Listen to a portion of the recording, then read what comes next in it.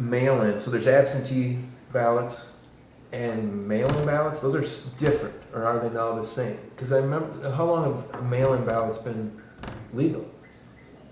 Yeah, for I don't know that for sure, but certainly within the roughly 4,000 precincts I believe we have. I might be wrong in that. It might be 3,000, but we have several thousand precincts in Minnesota between 87 counties, and somewhere between 900 and 1,000 of those have do allow allowed mail-in before this new expanded absentee process came into being. So in the county where my mom grew up, Stevens County, they do, I believe, exclusively mail-in. So that's interesting from the perspective of, like, is that chain of custody secure from when you put your ballot in the mail?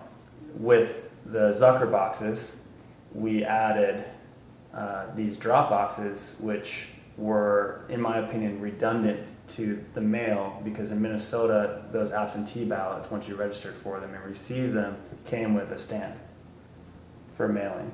And so those felt a bit redundant from my perspective.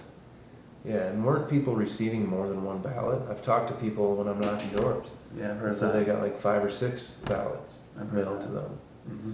So yeah, I mean, I believe we should be able to have absentee ballots for those that either are out of the country in the military, or maybe, physically you're so ill, but maybe there's a way you prove this, doctor's note or whatever it may be. But to have, what was it, 54%? Yeah, it was slightly more than 58% of Minnesota's votes in 2020 for the presidential election were mail-in. And I wonder historically, let's just say in 2012, how many, I wonder, were mail-in? Do you have an idea? Well, the previous high was a rate of 24%, and it was 670,000. I believe that was in 2018 in the midterms. So that was a significant number already, 670,000, but that jumped up to 1.9 million. So yeah, I mean, obviously, the COVID nonsense, to put it lightly, caused a lot of people to fear, I'm sure, going to the ballot, to their precincts physically. So that probably drove the mail-ins up, I'm sure.